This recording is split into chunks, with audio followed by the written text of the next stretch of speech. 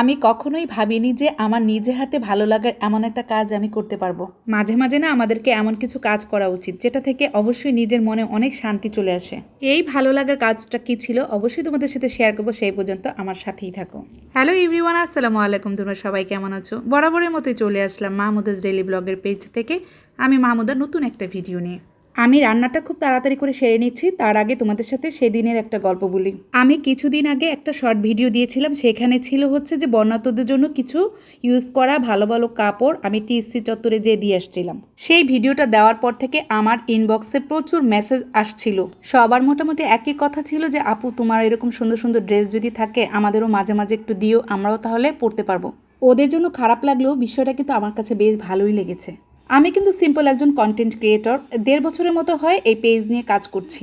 বেশ কিছুদিন আগে আমার এক রিলেটিভ অনেকগুলো কাপড় আমার থেকে নিয়ে গিয়েছিল।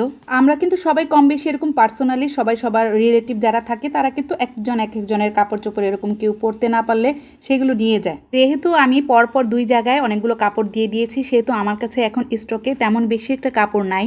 তবে আমার বিষয়টা জানা হলো যে এরকম অনলাইনেও এরকম সুন্দর করে কাউকে গিফট করা যায়।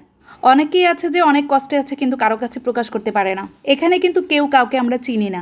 আর যারা অনলাইনে এসে যেরকম করে কারো কাছে কোনো আপুর কাছে কোনো হেল্প চায় কিংবা কোনো গিফট চায়, অবশ্যই আমাদেরকে বুঝতে হবে যে আসলে সত্যি আপুটার কিংবা ওই মেয়েটার খুবই প্রয়োজন। আমরা কিন্তু ম্যাক্সিমাম মেয়েরাই কি করি, যারা নতুন নতুন ড্রেস কিংবা কাজ করা ড্রেসগুলো পার্টির জন্য ব্যবহার করে থাকি, সেগুলো কিন্তু আমরা 1বার 2বার 3বার পরা পরে আর দেখা যায় পরাই হয় না, আলমারিতে পড়েই থাকে। তারপর দেখা যায় হয়তো বা কাউকে আমরা গিফট করে দেই, অনেকেই নিয়ে যায় রিলেটিভরা। তো আমরা কি করব, এরকম কাজ করা দামি দামি পার্টি ড্রেসগুলো ঘরে আলমারিতে সাজিয়ে না রেখে কিছু কিছু আপুদেরকে এরকম গিফট পাঠিয়ে দিব। তাহলে হবে কি, ওইসব আপুদের কাছেও ড্রেসগুলো একটু ভালো নতুন লাগবে আর আপুরাও অনেক দিন ব্যবহার করতে পারবে। আপুটারও কিন্তু উপকার হবে আর তোমারও কিন্তু সোয়াব হবে। আর একটা কথা বলি, কাউকে দিলে কিন্তু ভালো একটু কাপড়ই দিবা যারা পরতে পারবে, কারণ একদম খারাপ কাপড় দিলে কিন্তু আবার কাপড়গুলো পরা যায় না অনেক দিন। আর আমরা যারা ঘরেই থাকি হাউসওয়াইফ, আমাদের কাপড় চোপড় কিন্তু একদমই নষ্ট হয় না। তারপর অনেকেই বলতে পারো যে এইসব কাউকে দিলে কাউকে গিফট করলে এগুলোকে আবার ভিডিও করে জানাতে হয়। তবে এখন আমিও মনে মনে ভাবছি যে আসলে এর আগে আমার ওই ভিডিওটার মাধ্যমে কিন্তু এরকম আপুরা আমাকে মেসেজ করে জানাতে পেরেছে এবং আমিও জানতে পেরেছি যে কিছু কিছু আপুর প্রয়োজন অনেক। হ্যাঁ, আমিও এটা মানে কাউকে কোনো গিফট করলে কোনো কিছু এগুলো জানাতে হয় না, বাট আমি কিন্তু এখানে কাকে দিচ্ছি সেটা কিন্তু অবশ্যই গোপন রেখেছি। আমি আজকে যে ড্রেসগুলো দিয়েছি এগুলো কিন্তু আমি এখন থাকলে আমিও ইউজ করতাম, বাট তারপরও দিয়ে দিলাম যে ওই আপুটার অনেক বেশি প্রয়োজন। আর কয়েকটা আপু যারা তোমরা আমার কাছে চেয়েছো তারা তো অবশ্যই ভিডিওটা দেখবা। প্লিজ তোমরা এখন মনে কিছু করো না, আমি অবশ্যই তোমাদেরকে নেক্সটে দিব।